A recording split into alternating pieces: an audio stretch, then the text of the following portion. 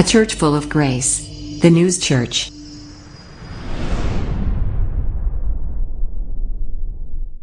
할렐루야! 자, 좋으신 하나님과 함께하는 이 기쁜 시간이 하나님께서 예비하신 그 축복과 은혜와 자비하심과 평안함을 참석하는 저와 여러분에게 주실 줄로 믿습니다. 아멘. 오늘 예배 함께 하시는 분들에게 이 축복이 그대로 갈 줄로 믿고 우리 오늘 말씀을 시작하도록 하겠습니다. 감사의 제사. 예전의 말로 중국에서 넘어온 성경의 번역대로라면 우리가 드리는 이 프레이즈, 이 예배를 갖다가 제사라고 표현을 합니다. 우리가 뭐 불교에서 말하는 절하고 하는 이 제사를 의미하는 게 아니라 우리가 모여서 하나님 앞에 예배를 드리고 하나님을 높이고 하나님께 찬양하고 또 우리를 돌보시는 하나님, 성령님, 예수님께 기도하는 이 모든 시간을 갖다가 우리는 제사라고 표현을 하는 거예요. 고맙습니다. 근데 이 제사의 시간에 그 주인공이 누구일까요? 우리일까요? 아니면 우리의 예배를 받는 이 제사를 받는 하나님이실까요? 하나님. 예, 하나를 얘기하기도 전에 벌써 둘을 아시네. 하나님이 주인공이고 그 하나님을 모셔놓고 예배가 시작이 되는 거잖아요. 그러니 우리 입술에서 이제 나올 말 중에 금지해야 할 게 있어요. 무엇이냐? 준비 찬양이라는 게 없어지는 거예요. 우리는 찬양을 누구한테 드려요? 우리가 뭐 준비하는데 음악 식사하러 가는데 거기 분위기 좋게 식사하라고 옆에서 막 악기 음악 해주는 그런 오브리라고 하죠. 전문 용어로 오브리 맞아요? 그 오브리 하는 사람들처럼 우리가 식사하는데 집중하라고 도움을 주는 그런 음악의 예배가 아니라 우리는 하나님 앞에 음악이 아닌 찬양을 드려요. 그러면 우리가 찬양을 시작했다는 것은 이미 우리 앞에 누가 계시다? 하나님이 계시다. 그런데 하나님을 모셔놓고 뭘 준비를 해요? 무슨 찬양을 준비를 해요? 예배를 준비하면서 드리는 찬양이다? 이건 오브리의 개념이에요. 잘못된 겁니다. 우리 입술에서 드려지는 찬양이 시작된과 동시에 우리와 함께하는 하나님이 계시기 때문에 그래서 저는 준비 찬양이란 말을 쓰지 않아요. 아마 음악을 전공하신 분들이거나 음악을 공부하신 그 목사님들은 다 그 소리를 할 거예요. 예배 전 찬양입니다. 예배 전에 찬양을 하거나 아니면 인도하는 찬양. 그렇게 표현하지 준비 찬양이라고 하지 않아요. 왜? 찬양은 하나님 앞에서 하는 거니까. 하나님 앞에 드리는 거니까. 하나님과 함께 있는데 뭘 준비를 합니까? 여러분 아버지 생신 때 아버지 모셔다 놓고 그때부터 막 생신 음식 준비하고 막 이렇게 하던가요? 그렇게 안 하잖아요. 다 세팅해 놓고 오십시오. 식사하십시오. 이렇게 하죠. 귀한 분일수록 더 그렇게 합니다. 세상에서 내가 귀하다 어렵다가 말하는 사람들이 존재하죠. 대통령도 그럴 것이고 정치인들은 뭐 정치인들 중에 자기네 대표가 그럴 것이고 회사원들은 회장이 그럴 것이고 또 뭐가 있을까요? 군인들은 군인 중에 장군들이 그럴 것이고 그렇게 자기가 속해 있는 곳에서의 최고의 높은 사람을 모셔놓고는 함부로 하지 않잖아요. 그런데 왜 우리는 예수님, 성령님, 하나님을 모셔놓고도 함부로 하죠? 안 보이니까, 안 느껴지니까. 이게 믿음 있는 사람의 행동이 아닌 거예요. 믿음이 있는 사람의 행동이라면 예배를 드릴 때 내 마음가짐은 이미 내가 나를, 내 인생을, 내 생명을 주관하시는 분이에요. 그런 분이 내 앞에 계시는데 어떤 마음으로 나와야 할까요? 두려운 마음으로 나올까요? 감사하는 마음으로 나올까요? 야, 너 일로 와. 내가 어저께인가 뭐 이렇게 유튜브를 보다 보니 어떤 드라마가 하나 잠깐 나왔는데 이렇게 짤막짤막하게 광고가 나오는데 거기 어느 그룹의 회장의 딸이 얼마나 이 사람이요 실적에만 욕심이 있는지 딱 이렇게 와서 순회를 합니다. 그런데 어느 주방에 들어왔어요. 실적이 낮으니까 이번 주 안으로 뭐 레시피를 새로 개발해 갖고 자기한테 갖고 와라. 자기가 먹어보겠다. 그러면서 쓱 지나가는데 거기 이제 보조 주방장들이 여럿이 있잖아요. 근데 주방장이 이 행커치프에 이렇게 무슨 국물 같은 게 하나 쭉 김치 국물 같은 게 묻어 있었어요. 근데 쓱 가다가 수행원들이 따라오는데 가다가 눈만 탁 돌리더니 뒤에 수행원들이 옆에도 있지도 않아요. 뒤에 있어요. 치워 이러고 가더라고요. 그 치워가 뭐겠어요? 그 사람 자르란 얘기였어요. 또 엘리베이터 타고 가려는데 수행원들 중에 한 사람의 배가 이만큼 나와서 이 양복이 이렇게 벌어져 있었어요. 보기 추해요. 쓱 보더니 또 똑같은 말. 치워. 이 소리를 합니다. 그로 인해 생계가 달려있는 직원 둘이 잘려버린 거예요. 그 사람 눈에 거슬렸다고. 자, 세상에서는 자기에게 월급을 주고 하는 사람이 그 회장도 아닌 회장의 딸인데 그 딸의 말 한마디에 사람의 운명이 왔다 갔다 합니다. 그래서 그럴까요? 그래서 그런데 안 잘리려고 그런 실적 때문에 그런 사람들한테는 머리 조아리고 손을 모으고 이렇게 하는 걸까요? 그런데 정작 우리의 생사 화복 모든 것을 주관하시는, 심지어 치워 했던 그런 사람의 생명조차도 걷어가실 수 있는 그 막강한 능력이 하나님 앞에서는 우리가 왜 함부로 할 수 있는지, 우리가 오늘은 그 문제를 좀 생각해 보자는 겁니다. 세상에서 예수님처럼 사람을 귀하게 말하고 또 우리들을 귀하게 여기는 분이 없어요. 얼마나 귀하게 여겼느냐. 예수님의 생각은 세상의 천하보다도 한 생명이 더 존귀하다, 더 귀중하다라고 얘기를 하셨고 그렇게 보셨고 그렇게 행동을 하셨습니다. 그래서 사람들이 멀리했던 나 환자들일지라도 주님은 가서 그들을 품고 안고 사랑하셨고 그들을 고쳐주기까지 하셨던 거예요. 그런데 여러분 생각해 보세요. 그때 유대 당시의 사람들이 나 환자가 나병이 걸렸다 그러면 하나님으로부터 저주를 받아서 그랬다라고 생각을 했었어요. 왜 그러냐? 왜 그렇게 저주받았다고 생각했을까요? 사람이 하나님의 백성이라는 걸 다 인정을 했고 내가 하나님의 말씀대로 산다면 저런 병에 걸릴 리가 없어 라고 생각했기 때문이에요. 그런데 사실상 그 나병이라고 하는 문둥병은 사람이 잘못해서 걸리는 겁니다. 어떤 병균에 의해서 감염이 되는 거예요. 그게 전염이 되고 전염이 되고. 그런데 예수님이 그 병을 고쳐줄 정도로 그를 사랑했고 안아줄 정도로 사랑했다는 것은 그 나병 환자일지라도 그 나병이 두려운 게 아니었어요. 그런 나병조차도, 사람이 못 고쳤던 그 나병조차도 고칠 수 있는 주님께서는 그 사람이 더 존귀했기 때문에 안아주고 고쳐주셨던 겁니다. 사람은 오히려, 많은 유대인들은 오히려 그 사람을 멀리했던 거예요. 나는 부정하다, 나는 부정하다 라고 외치면서 그가 사람들이 있는데 지나갈 때 사람들에게 외쳐야 돼요. 그래야 그 사람들이 알고서 그 나병 환자 주변에 모여들거나 지나가지 않기 때문이었기 때문이에요. 그래서 그는 그렇게 어려운 삶을 살았는데 주님은 그조차도 귀하게 여겼다. 그러니까 즉 주님은, 하나님은, 성령님은 우리 중 그 누구도 하찮게 생각하지 않는 분이라는 겁니다. 자, 그런데 우리는 세상의 회장들은 쩔쩔매고 그 회장 앞에서 말 한마디도 실수 안 하려고 하고 그 회장 앞에서는 앉아있지도 못하면서 왜 주님 앞에서는? 왜 주님 앞에서는 그럴까요? 자, 이런 생각은 지금까지 어떤 철학자나 과학자나 정치가나 영웅이나 도덕가나 어떤 사람도 그 예수님께서 사람들을, 우리들을 존귀하게 여겼던 그 마음의 가치를 평가할 수가 없었다라는 겁니다. 목사님들 설교 중에 사람의 생명이 천하보다 귀하다고 하니까 그런 성경 구절이 어디 성경에 있는 줄 아시죠, 여러분? 사람이 천하보다도 귀하다. 성경에 어떤 구절이 그런 말이 있어요? 보신 분 있나요? 아무리 성경을 뒤져봐도요, 성경에는 사람의 생명이 천하보다 귀하다라고 하는 말은 하나도 없습니다. 그런데 왜, 어디서 그런 말이 나왔을까? 어디서 목사님들 그런 말을 인용을 하고 있을까? 그래서 마치 우리가 성경에 그 말이 있는 것처럼 느껴질까? 그것은요, 예수님이 이 땅에 오셔서 33년의 삶을 살았지만 30년 동안은 성장하는 인간의 모습으로 살았고 나머지 3년 동안의 그 공생에 본인의 삶이 아닌 우리의 삶을 위해서 대신 살아주셨던 그 3년의 공생의 기간 동안에 예수님께서 우리에게 보여주셨던 그 모든 일들이 성경에 기록이 되어 있잖아요. 그 기록된 내용들이 함축적으로 말을 하면 우리를 그렇게 존귀하게 여기셨기 때문인 거예요. 그렇게 사역하셨기 때문이에요. 그렇게 우리를 다스렸기 때문입니다. 여기에 대해서 예수님이 직접 하신 말씀은 없지만 그분의 말씀 한마디 한마디가 사람의 생명을 귀하게 여기고 죄인을 위해서 자기 자신의 생명까지도 십자가에 내줄 정도로 그렇게 우리를 사랑하셨고 귀하게 여기셨다는 거예요.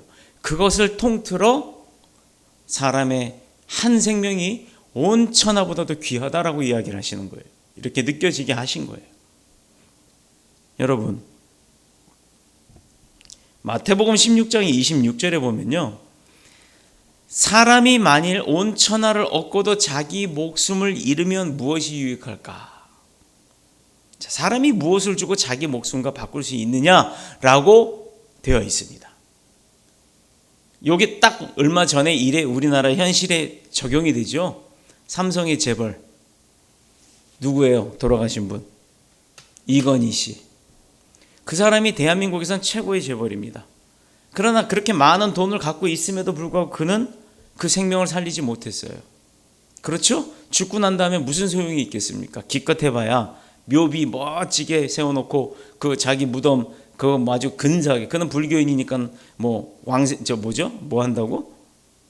뭐예요? 다시 사는 거 환생한다고 생각을 하고서 무덤 아주 근사하게 쳐놓고 그렇게 만들어 놓고 있겠지만, 우리 크리스찬들에겐 그 무덤에 무슨 소용이 있냐고요. 우리는 뭐로 시작해서 뭐로 돌아가야 됩니까? 우리가 태초에 하나님께서 뭘로 만드셨어요? 흙으로. 그래서 사람이 죽으면 어디다 묻어요? 흙에다 묻습니다. 왜? 다시 흙으로 돌아가니까요. 이게 원리예요. 이게 진리예요. 그런데 요즘은 그 흙이 오염된대요. 원래대로라면 시간이 지나면 지날수록 그 흙은 다시 자연화되는 거예요. 근데 사람들은 그게 오염이 된답시고 이제 사람 화장을 합니다. 화장을 하고 나서 어떻게 하죠? 버리지도 못하고 그걸 항아리에다 담아갖고 납골당에다 모셔놓죠. 그리고 그 앞에 가서 막 절을 해요. 우리 크리스찬도 자기 부모가 돌아가시고 나면 그렇게 납골당에 모셔놓고 그 과거의 삶을 회상하면서 추도 예배를 드리고 마음을 공적이죠. 그분이 살아서 행했던 많은 일들, 우리가 잘 살게 되어 있던 일들, 이런 거에 대해서 감사함을 느끼고 있죠. 자, 우리 부모한테도 그렇게 하는데 하나님한테는 왜 우리가 감사의 제사를, 감사의 예배를 못 드릴까요? 우리가 믿는 기독교 신앙은 이런 예수님의 말씀과 33년의 그 공생애를 통해서 그 본의 모습이 보여졌기 때문에 우리 교회에서 늘 뭘 얘기를 하죠? 예수님만 말하고 예수님만 자랑해라. 그리고 우리의 모습에서, 우리가 살아가는 그 삶의 모습에서, 그 모습에서 예수 그리스도의 향기를 발해야 그게 진짜 전도다라고 이야기를 하잖아요. 제가 아무리 목사의 신분을 숨기고 막 돌아다니면서 요즘 영업도 해야 되니까 그러고 돌아다닙니다. 그런데 사람들이 자꾸 의심을 해요. 혹시 예, 맞습니다. 저 목사입니다. 그러면 역시 이렇게 얘기를 합니다. 그럼 제 삶이 목사로서의 삶, 크리스찬으로서의 삶으로서 보여진다는 얘기일까요? 아닐까요? 오히려 숨기려고 해도 숨겨지지가 않아서 이젠 대놓고 드러내놓고 해버려요. 목사가 영업합니다라고. 이상하게 생각할지 모르지만 저는 그렇게 돈 벌어서 선교할 거예요. 선교하고 있어요. 선교할 겁니다. 그것 때문에 돈 버는 게 그 목적이에요. 먹고 살려고요? 먹고 살 거 있어요. 그거 안 해도 먹고 살만해요. 그런데도 해야 하는 이유가 있습니다.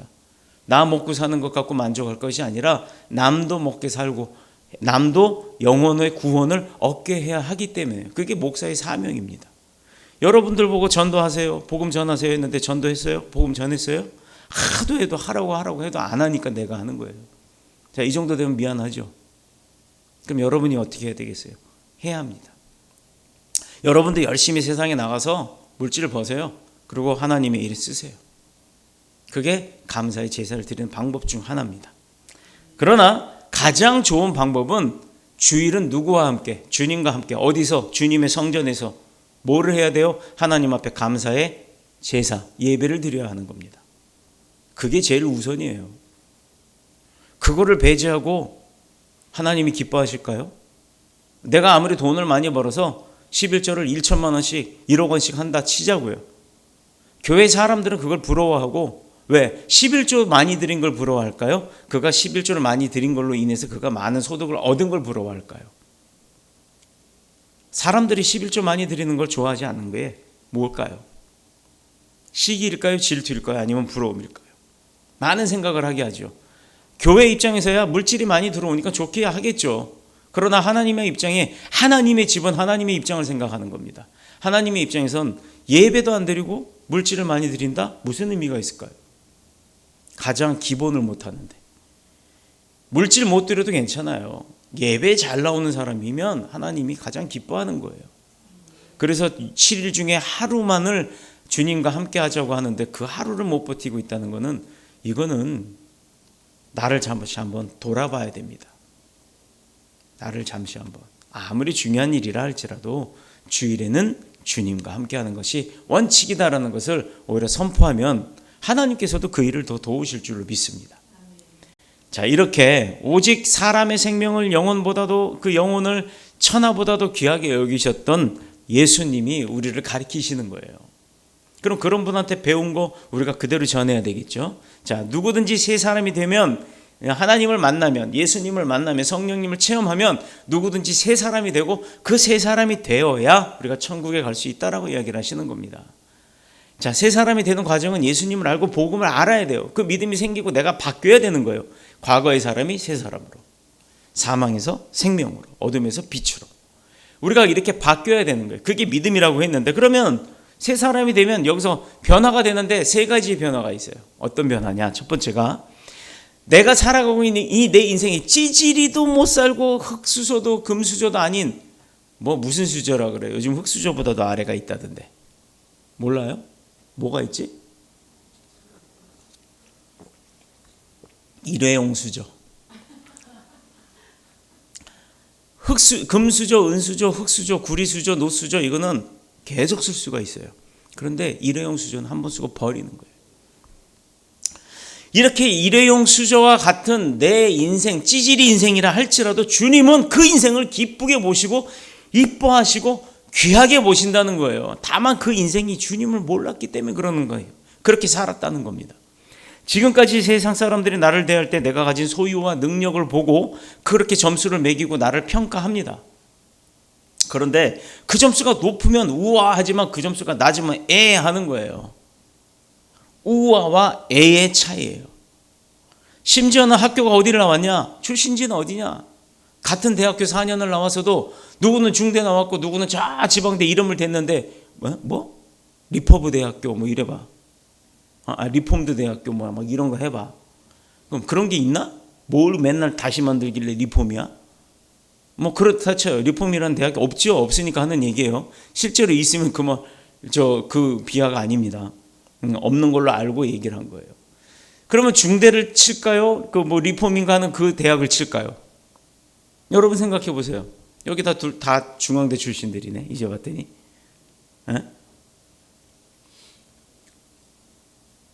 근데 가뜩이나 4년제라고 하더라도 사대문 안에 있는 대학을 치고 지방대학교는 또 무시하는 경향이 우리나라에 있나요, 없나요? 있습니다. 대학을 똑같이 들어왔어요. 누구는 마지막으로도 턱걸이하고 들어왔어요. 추가로 들어왔어요. 근데 누구는 수석으로 들어왔어요. 그럼 그 안에서도 과에서 교수님이 누가 수석이랍시고 좋아하든가요, 안 좋아하든가요? 여러 가지 차이가 있습니다. 심지어 결혼할 때 키가 얼마인지, 배는 나왔는지 이런 거 보죠. 남편감, 신랑감을 보든가 신부감을 보든가. 그런데요,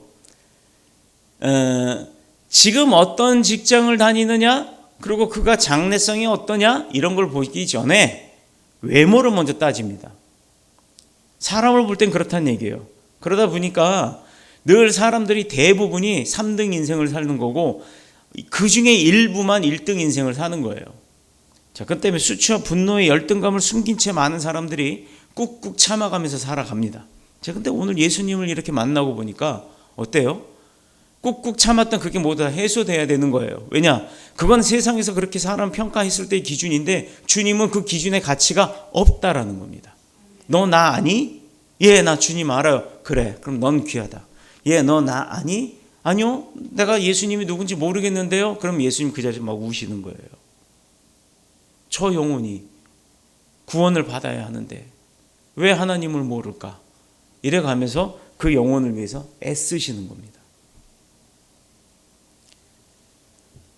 그래서 결국 나라는 존재가 결코 이 세상의 사람들의 판단과 기준이나 가치에 의해서 결정되는 것이 아니라 나의 존재의 가치는 하나님이 평가하시는 거라는 거예요. 지금 내가 돈이 없다고 작은 교회 목사라고 아니면 영업을 하는데 실적이 없다고 그거 무시당할 일이 아니라는 겁니다.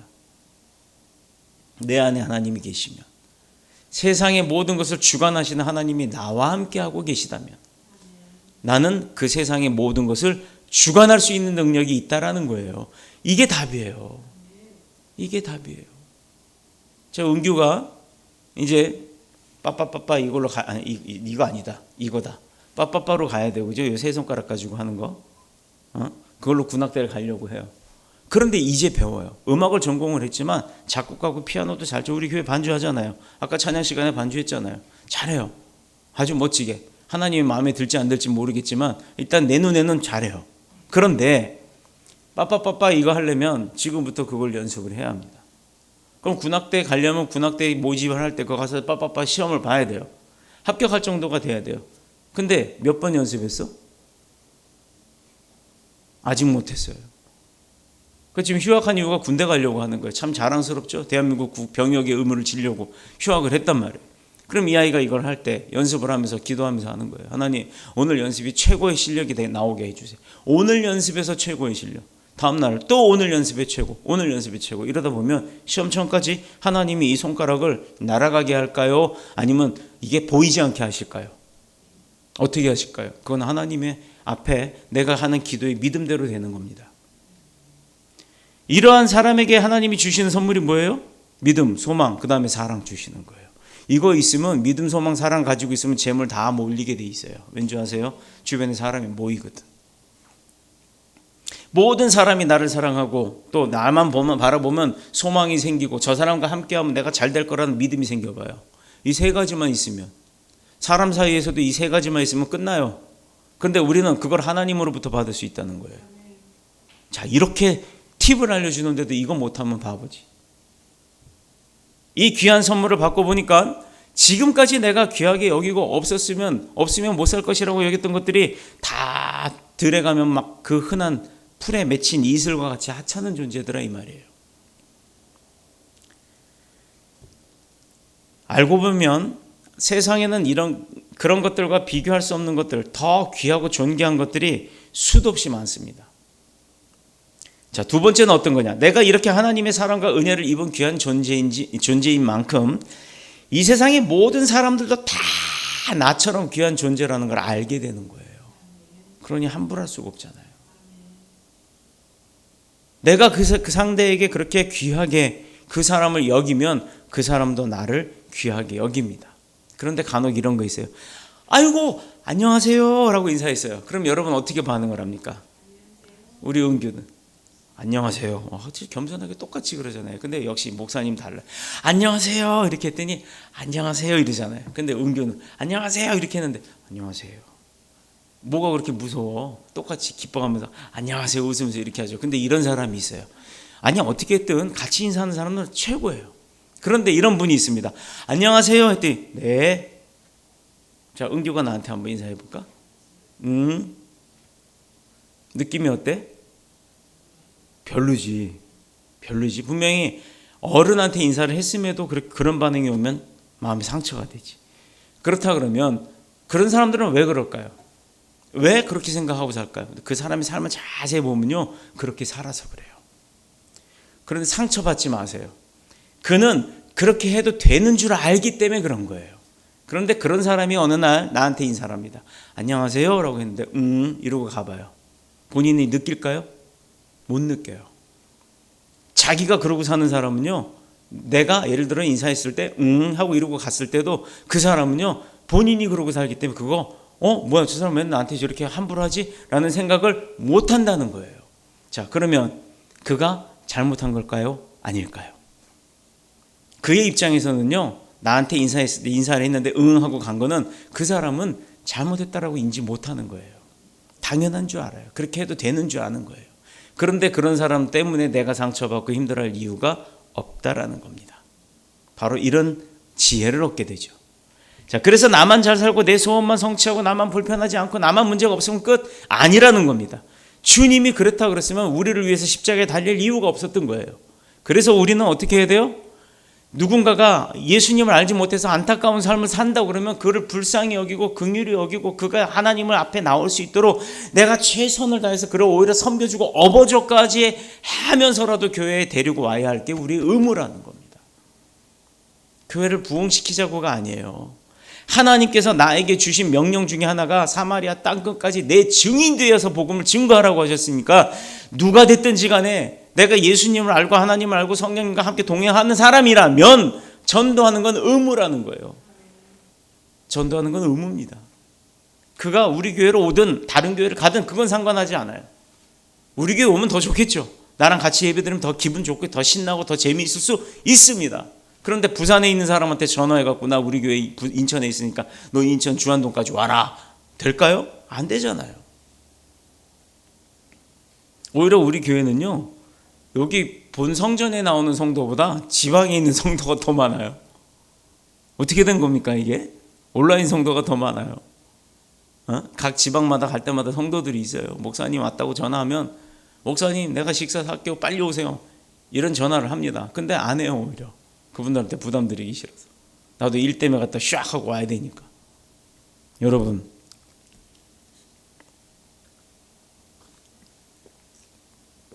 안타까운 건 요즘 대한민국 사회가 그나마 아직까지는 정의도 살아있고 인정도 살아있는데, 가까운 나라 일본처럼요, 일본은 옆에서 누가 칼에 찔려서 강도당하고 있어도요 내일 아니면 쳐다보고도 그냥 가요. 우리는 어떡하죠? 쳐다보고 내가 말리지는 못할지언정 신고는 하잖아요. 그렇죠? 그런데 시대가 점점 흉악해져서 이제는 그 신고조차도 안 하려고 합니다. 신고하고 나면요 불려서 증인이 되고 목격자가 돼야 되고 하니까 귀찮잖아요. 그게 싫어서 안 하려고들 해요. 근데 크리스찬은 그러지 맙시다. 남이 어려움이 있다면 그 어려움을 내 어려움처럼은 못 여기더라도 내가 도와줄 수 있는지, 해결이 아니라 도와줄 수 있는지는 한번 생각해보는 삶을 살자는 거예요.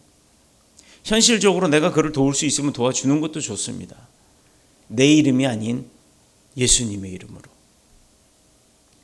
나와 내 자식만 편하고 아무런 문제가 없으면 괜찮다고 생각하는 사람들이 있어요. 그런데 그러다 보면요, 나와 내 자녀는 괜찮아. 근데 그런 부모의 모습을 보고 내 자녀가 자랐어요. 그때부터는 나와 내 자녀, 그러니까 내 자녀가 그런 아빠 엄마의 모습을 보고 자랐을 때 그 자녀는요, 아빠 엄마와 나와 내 자녀가 아니에요. 아빠 엄마는 상관 안 해요. 나와 내 자녀로 갑니다.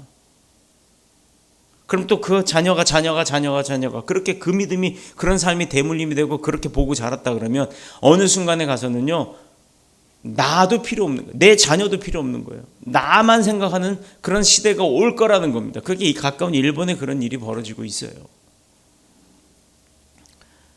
내 자녀도 내 식구도 귀하지만 내 주위의 모든 사람이 다 천하보다도 귀한 존재인 줄 우리가 깨달으시기를 축복합니다. 자, 그리고 세 번째는 뭐냐면요, 나를 죄 가운데서 구원해내기 위해서 독생자 예수 그리스도를 이 땅에 보내시고 십자가에 달려 돌아가시게 하심으로 인해서 나를 하나님과의 관계를 다시 맺어주셨다는 거예요. 나를 위해서 예수님이 돌아가신 거예요. 여러분을 위해서 지금 누가 여러분 대신 죽을 수 있을까요? 지금 우리가 한번 생각해 봅시다. 내가 지금 심장에 문제가 있어요. 이놈의 심장에 문제가 있어가지고 지금 당장 심장을 띄어서 교체하지 않으면 내가 살 수가 없어요. 인공 심장이 나왔던가요, 요새? 나왔나요? 심장의 기계가 나와 있나요? 내가 그거는 모르겠어요. 하여튼 심장 수술했다는 사람들 얘기는 들어봤지만 심장을 기계로 바꿨다는 사람 얘기는 내가 못 들어봤거든요. 심장에 무슨 장치를 했다라고만 하는 사람들은 내가 들었어도 심장 자체를 100% 떼어내고 로봇처럼 갖다 바꿔 낀 사례가 있는지는 모르겠어요.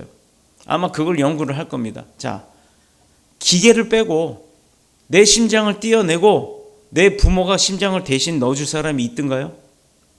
아니면 아빠의 심장 대신에 아들이든 딸이든 자녀가 자기의 심장을 뚝 떼어가지고 아빠한테 넣어줄 사람이 있던가요?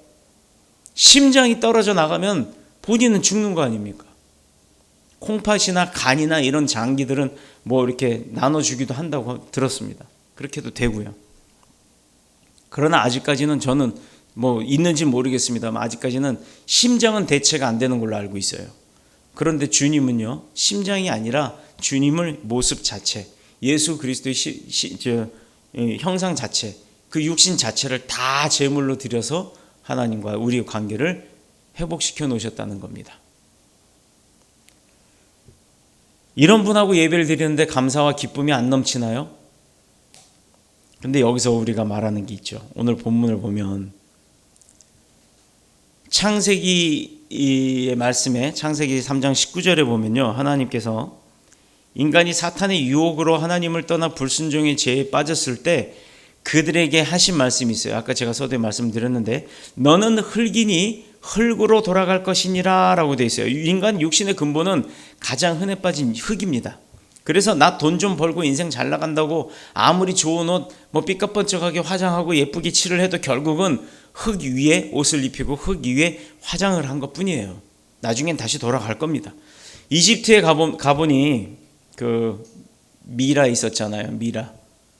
죽은 미라가 있어요. 몇천 년이 지나도록 썩지 않게끔 보관을 했어요. 실제로 봤잖아요.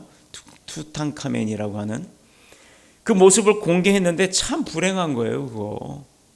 그들은 영원히 생을 그렇게 살다가 나중에 어느 순간에 그 영혼이 되돌아온다는 거예요. 이집트 그 태양신을 믿는 그 종교는. 그래서 그 영혼이 왔을 때 자기가 들어갈 육신이 썩어갖고 없거나 태워져서 없으면 갈 데가 없다라는 거예요. 그래서 왕들은 돈을 들여서 그렇게 육신을 보존을 시켜놓은 거예요.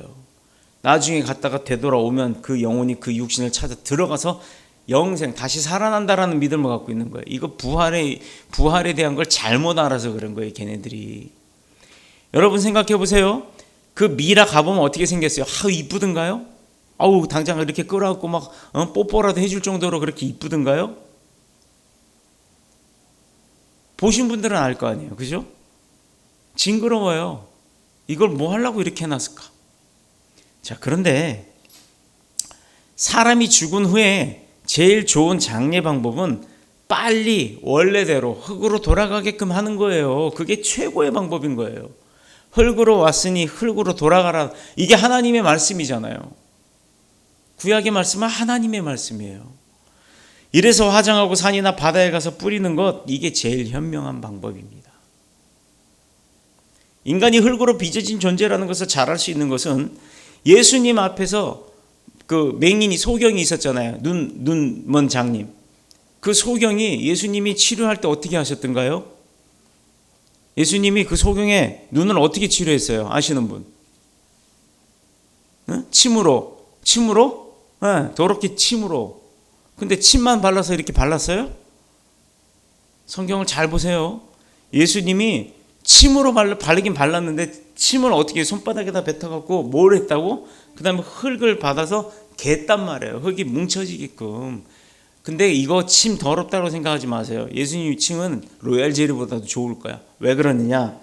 그 유대 땅에는 물이 없기 때문이에요. 사막 지역이잖아요. 그래서 흙이 뭉쳐지게 하려면 침밖에 없었던 거예요. 그렇다고 소변을 받을 수는 없잖아. 그래서 침을 뱉어서 그렇게 하고 그 침을 바른 흙을 개갖고 그의 눈에 붙여준 거예요. 아니 뭐 하려고 흙을 했겠냐고.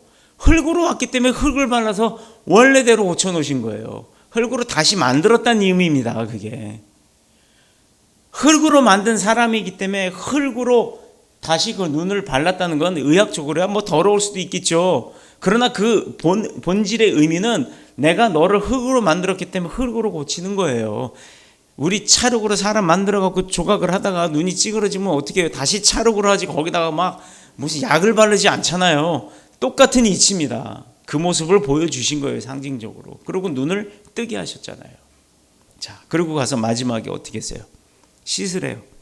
그런데 그냥 씻지 않았어요. 어디로 가라? 실로암. 어두운 밤에.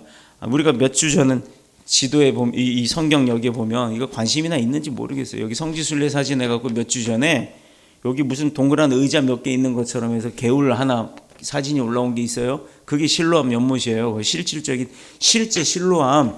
이 소경이 거기 가서 눈 비벼갖고 떴다고요. 무슨 말인지 아시겠어요? 실로암 못에 가서 순종했더니 씻었단 말이에요. 그 더러운 침 묻은 흙을. 그랬더니 안 못 보던 소경이 눈을 퍽 떴단 말이에요. 아멘. 이게 하나님이 하시는 일이에요. 그리고 아스팔트나 콘크리트 위보다는 가죽 신을 신고 사는 사람보다는 시골에서 맨발로 사는 아기들이 얼마나 건강합니까? 시골에서 자란 아이들 아토피 있는 거 봤어요? 우리 시골 옛날 노인들, 요즘은 그런 시골집들도 다 개량이 돼서 없지만 저 자랄 때 시골집은요, 방바닥에 저녁만 되면 쓱쓱 닦으면 황토 흙이 나와요. 그게 어디 가면 그런 줄 아세요? 캄보디아 가면 그래요.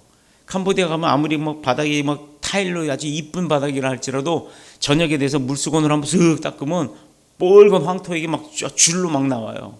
왜 그럴까요? 공기 중에도 황토가 있기 때문에 바람 사이 문틈 사이로 다 들어와서 깔리는 거예요. 자, 그런 곳에서 사는 사람이 아토피 봤어요? 없어요. 아파트에서 사는 사람 아토피 있는 거 수두룩하죠. 자, 그래서 의사도 포기한 사람들이 의사도 포기한 사람들이 어디로 다 시골로 내려가든 산속으로 들어가 살면서 암이 치유가 되고 그러잖아요. 우리는 하나님이 만드신 자연에 속해 있고 자연에서 왔기 때문에 자연으로 가면 치유가 되는 거예요. 사람이 자기 머리 써서 편하게 살려고 자꾸 이러다 보니까 사람이 자기 머리 써서 하나님은 둘째치고 하나님의 방법이 아닌 자기 방법대로 하려고 하니까 안 되는 겁니다. 그렇다면 오늘 본문을 말씀을 보면서 인생이 뭔지, 이제 우리가 어떻게 살아야 되는 그 가치를 좀 느껴보셨나요? 가장 현명한 건 뭐냐면요, 하나님 앞에 내가 불치의 병이 걸렸다 할지라도 하나님 앞에 믿음으로 기도하는 거예요. 하나님, 제게 사명이 더 남아있다면, 이 땅에서 해야 할 일이 남아있다면 제게 생명의 연장을 좀 허락하시고, 그리고 내가 병원에서 치료할 때 좋은 의사와 좋은 약을 만나서 이 병이 싹 나을 수 있도록, 재발하지 않도록 도와주세요라고 기도하는 거예요. 그렇게 하면서도 병원도 다녀야겠지만 자기 사역에 대한 것도 철저하게 해야 되는 거예요. 자, 바꿔서 내가 돈 벌러 다니는 사람이에요. 공부하는 사람이에요. 내가 하나님의 일에 충성을 하면서 공부하고 하나님의 일에 충성하면서 돈 벌러 다니고, 이 사람이 더 공부 잘하고 더 많은 돈을 벌까요? 아니면 돈 벌기 위해서 주일도 제끼고 학교 시험 보기 위해서 주일도 제끼는 사람이 더 잘할까요? 더 많이 벌까요? 어떤 사람이 많이 벌까요? 요거는 가치의 기준에 따라 다르겠죠. 주일 예배 그 시간 뭐 쓸데없이 몇 시간 앉아 있느니, 하루를 그냥 꽁치느니, 그 시간에도 내가 일하지. 일 되나 안 되나 한번 해보라고요. 저는 해봤더니 안 돼요. 그래서 하나님 선택했어요. 저는 더 잘 나가던 사람이었어요. 이 목사 때보다도 돈은 더 잘 벌었어요. 그런데도 안 돼서 하나님을 선택한 겁니다. 하나님 믿는 자들이 잘 사는 걸 보면 왜 잘 사는지를 알아야 되는 거예요. 그들의 능력 플러스 하나님의 능력이 있기 때문이에요. 하나님 제끼고 나면 본인의 능력으로 사는 거예요. 그걸 알아야 돼요. 내가 능력이 있어서 지금 100만 원 벌면 하나님의 능력 떨어지면 1000만 원을 벌 수도 있는 겁니다. 그런데 100만 원 번 사람은 계속 100만 원만 버는 거예요. 저는 그걸 알기 때문에 하나님 앞에 매달리는 겁니다. 자, 1절에서 14절의 말씀을 보면, 오늘 본문에서 보지는 않았습니다만 하나님의 감정이 매우 상했어요. 그리고 노하고 계심을 우리가 알 수 있습니다. 너희들이 짐승을 잡아 제물로 올리는데, 그때 제사는 그랬죠. 짐승을 잡아서 단 앞에서 깨끗한 제물, 흠없는 제물을 목을 쳐서 피를 다 뽑고 그 제물은 태워서 버리고 그 피를 주님 앞에 드리는 거예요? 버리는 거예요? 드리는 거예요? 버리는 거예요? 피는 버리는 거예요. 피는 주님 앞에 드리는 게 아니에요. 피는 땅에다 버리는 겁니다. 근데 그 피를 뺀 고기 있잖아요, 고기. 그거는 태워서 주님 앞에 드렸어요. 그래서 형편껏 돈 많으면 갚으면 송아지, 황소, 그 다음에 돈 없는 가난한 사람이라면 비둘기, 이렇게 했던 겁니다. 그렇다면 하나님 앞에 이 제사를 드리러 나올 때는 빈손으로 나오면 된다, 안 된다? 안 되죠. 안 되는 거예요. 하나님 앞에 나올 때는 내 마음과 정성도 드려야 되겠지만 내가 드릴 수 있는 재물을 가지고 오는 거예요. 내 형편껏대로. 유치원 아이 보고 너 하나님 앞에 나오니까 예배 때 10만 원씩 헌금해라, 이렇게 가르치면 욕먹어요. 그죠? 그러나 빈손으로 나오라고 가르치지 말아야 됩니다. 본인이 드릴 수 있는 걸 드리면 돼요. 내가 재물이 없어요. 내가 돈 버는 사람이 아니에요. 그럼 내 재능을 갖다가 하나님 앞에 드리면 돼요. 찬양 잘하는 사람 나와서 찬양하면 돼요. 악기 잘하는 사람 나와서 악기로 헌신하면 돼요. 또 내가 뭐 컴퓨터 잘하는 사람 방송으로 헌신하면 됩니다. 그런데 내가 돈을 버는 사람이에요. 그러면 내 소출을 하나님의 은혜라는 거 인정해야 될 거 아닙니까? 그래서 예물도 드려야 되는 겁니다. 또 하나, 이 모든 것들을 나에게 제사를 올리는 너희가 뭐 더 잘할 거다라고 말씀을 하세요. 뭐라고?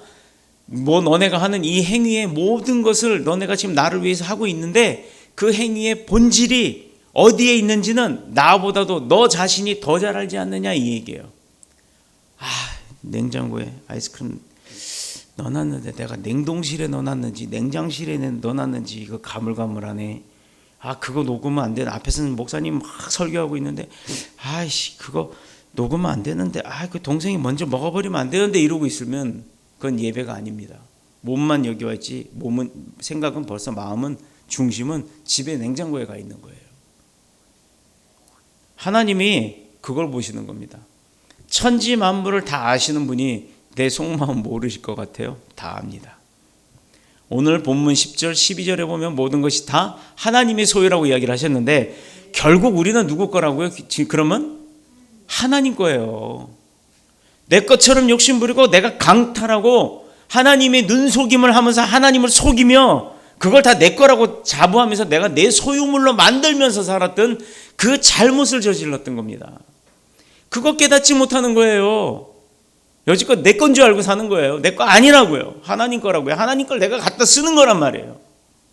돈 버는 것도 그렇고 차 타고 다니는 것도 그렇고 내가 집에서 누리고 있는 모든 것들, 내가 먹는 것들조차도 다 하나님 거 내가 가져다 먹는 거예요. 하나님께서 주셨던 거하고 하나님께서 주시지 않은 건데도 내가 막 훔쳐다 먹는 걸 수도 있단 말입니다. 그걸 깨달아야 돼요. 14절에 여지껏 우리 삶은 내가 알기도 하고 모르기도 하면서 솔직하게 우리가 톡 까놓고 솔직하게 하나님 거라는 걸 알면서도 내가 땡겨올 때가 있었죠. 내가 이거 하나님 앞에 헌금해야 된다라고 하는데도 갑자기 돈 10,000원밖에 없는 상황에서 내가 하나님한테 이거 헌금해야지라고 해놓고도 급하게 쓸 때 있다고 그거 갖다 쓰지 않았습니까? 그럴 때 있습니다. 또 다른 10,000원을 내면 되니까. 그런데 하나님이 이미 내가 이거 하나님 드릴 거야 라고 했을 때 이미 그거 받으시는 거란 말이에요.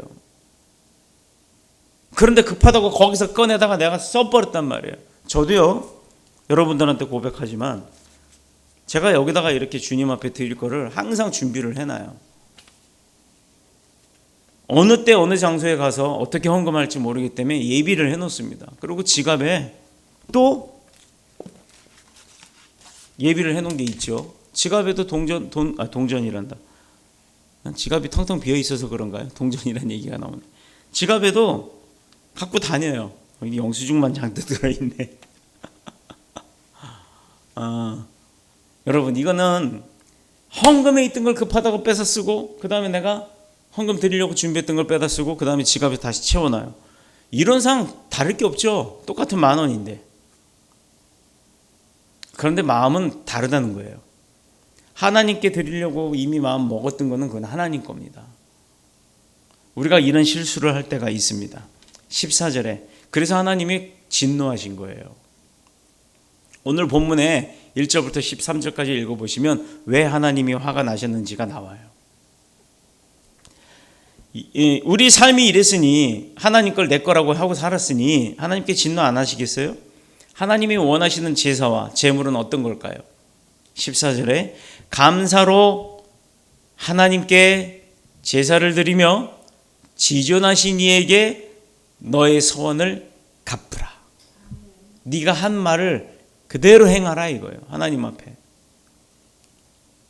저는요, 아까 우리 안 목사님이 지금 뭐 멕시코 찬양 대행진 가는 거 저는 아직도 포기 안 했어요. 저는 내일이라도 만약에 우리가 갈 여건이 된다 그러면 저는 갈 겁니다. 비행기 없으면 유럽 쪽으로 돌아서라도 갈 거예요. 저는 진짜 그런 진실한 마음을 갖고 있습니다. 계획은 7일 날 이진이 출발하는 그 시기에 출발해서 나머지 일주일 동안 그 사역을 다 감당하고 오기를 원합니다. 아직 저는 시간 많이 남았으니까 기도 더 할 거예요. 하나님이 허락하시면 갈 수 있다고 저는 믿어요. 설령 가지 못한다 하더라도 최선을 다해서 그 사역을 위해서 기도는 합니다. 감사로 하나님께 제사드리며 지존하신 이에게 너의 서원을 갚으라. 우리가 하나님 앞에 한 말에 대해서 하나님 다 기억하시고 계신다는 거예요.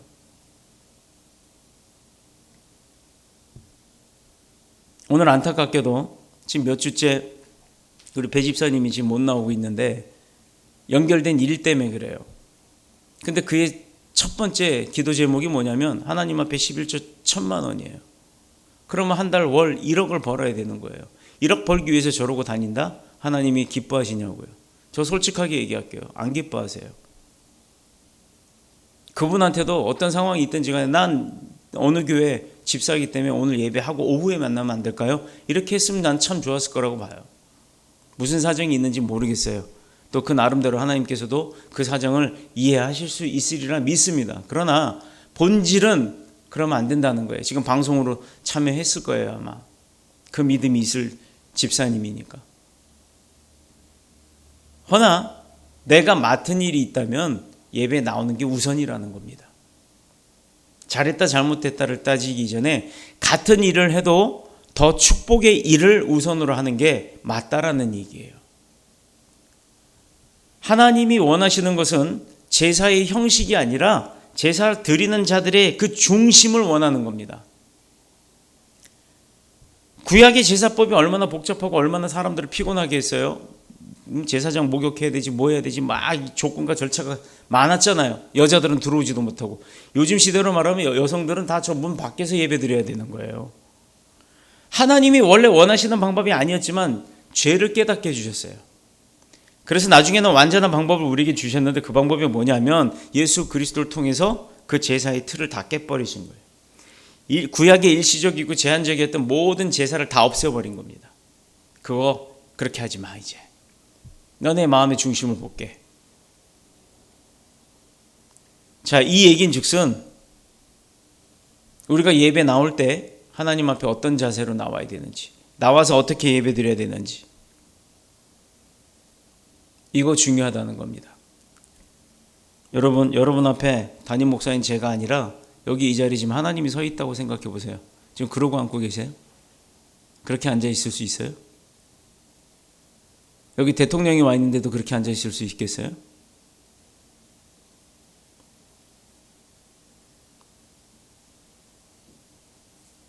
참으로 놀라운 건 15절의 말씀이에요.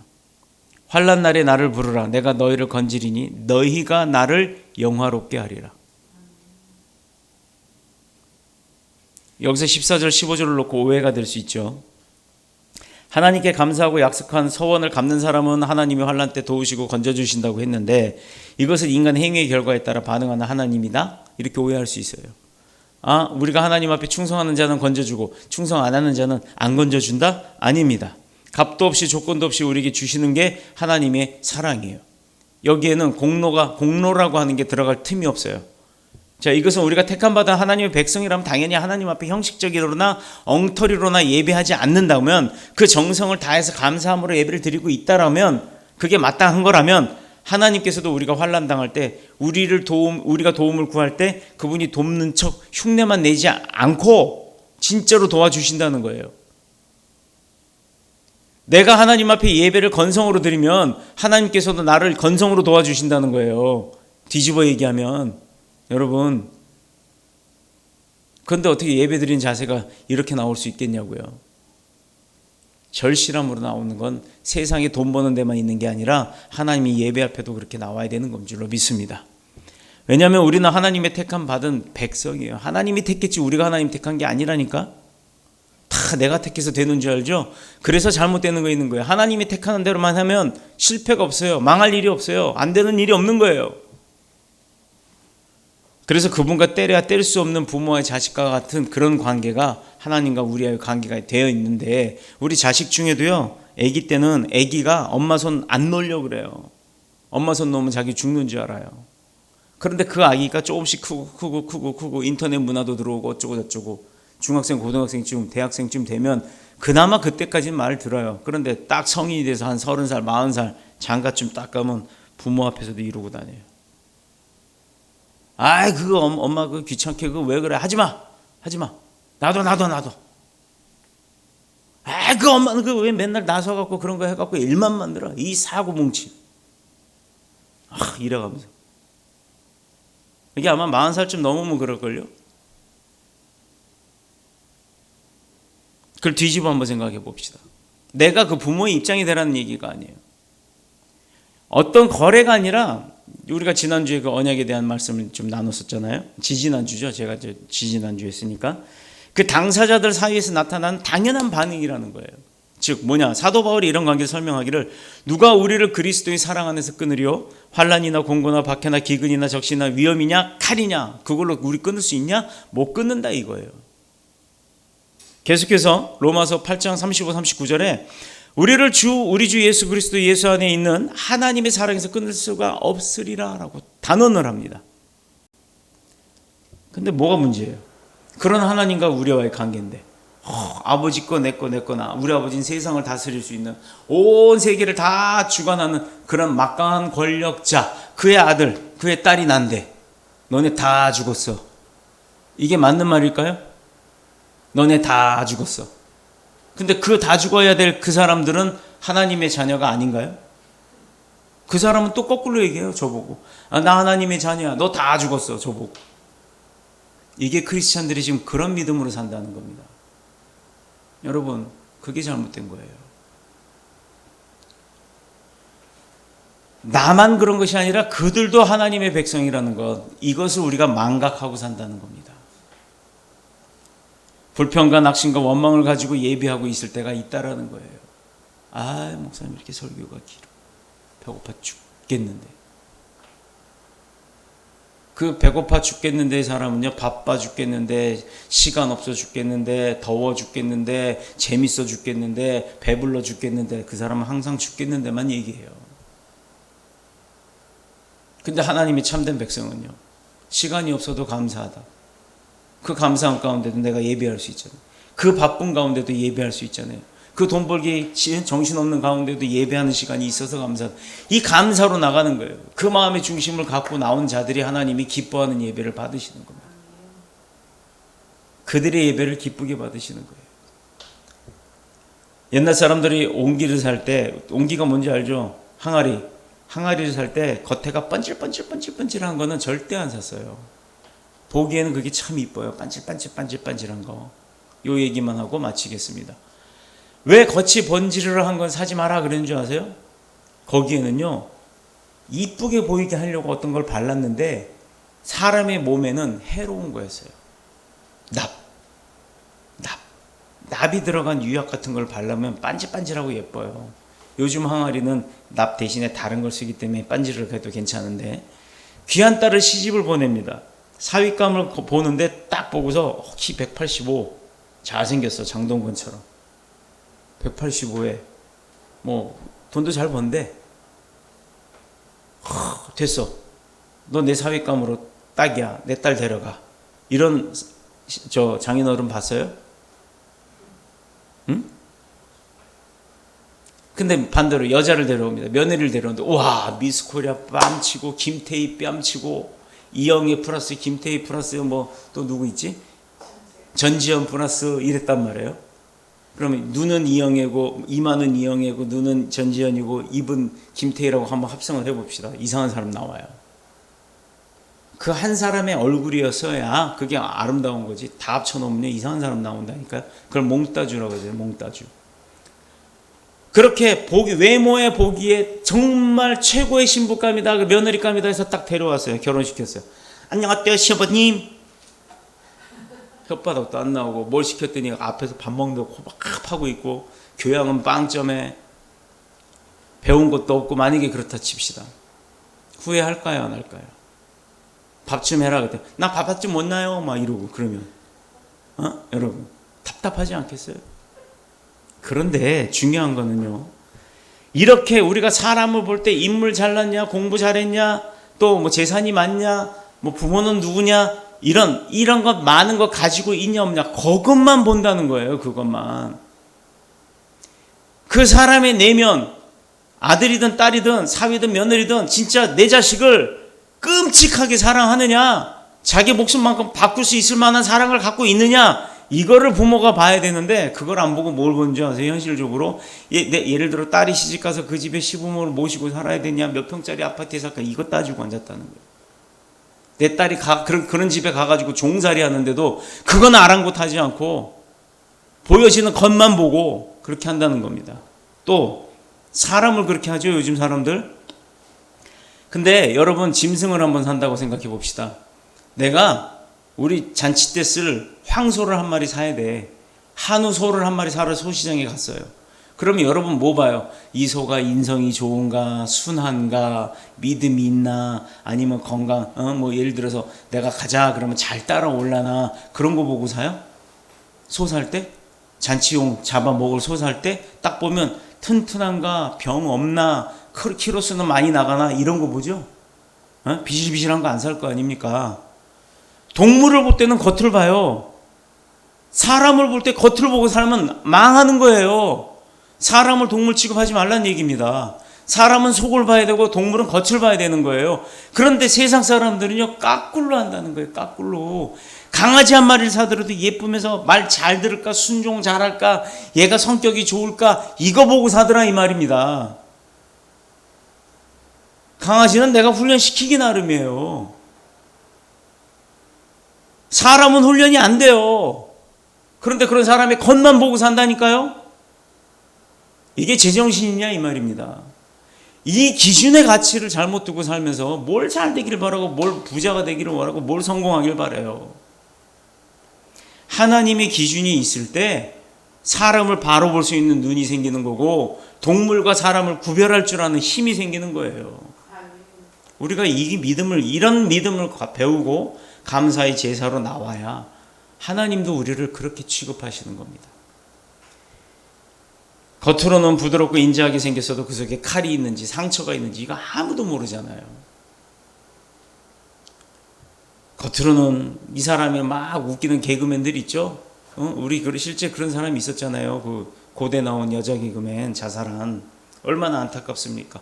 겉으로는 막 많은 사람들을 웃기고 즐겁게 해줘요. 그러나 그 사람은 얼굴에 그 피부 트러블 때문에 고민을 하다 결국은 자살했잖아요.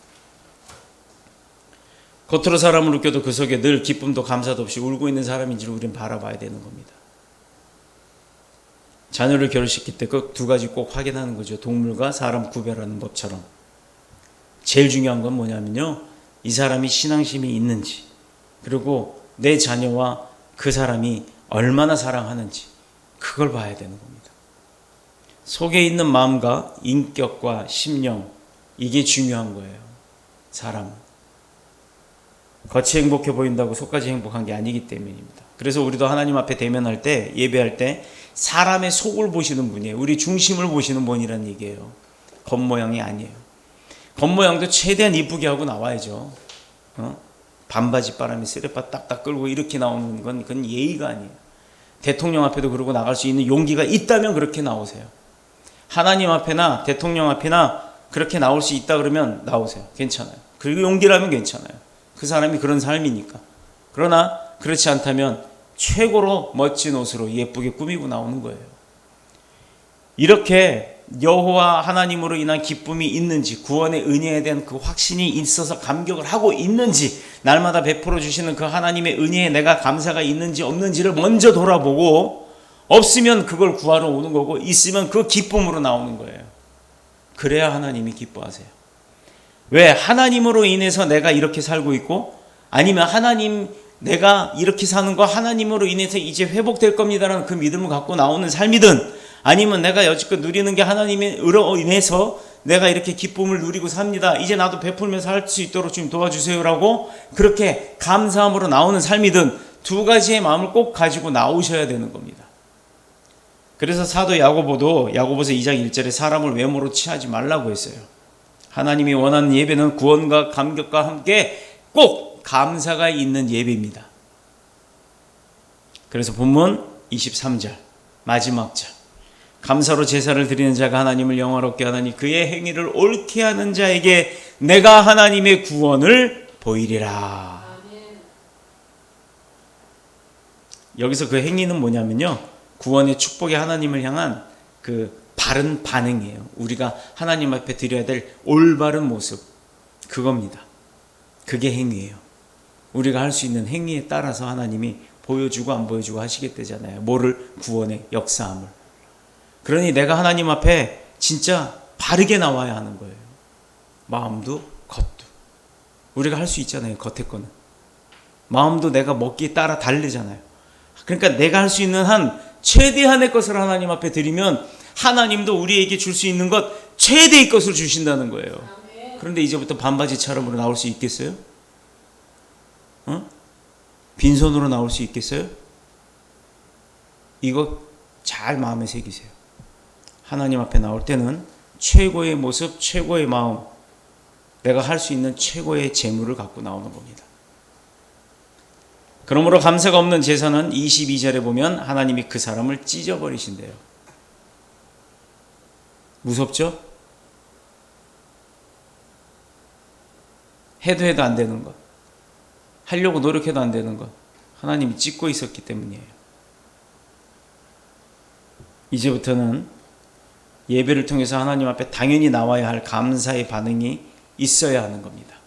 그 반응이 없어지고 형식적인 예배로 전락하지 말아야 하는 겁니다. 이제 우리 예배는 오늘 이후로 늘 감사의 반응이 넘치고 형식이 아닌 진짜 하나님과 드리는 기쁜 감사의 예배가 될 줄로 믿습니다.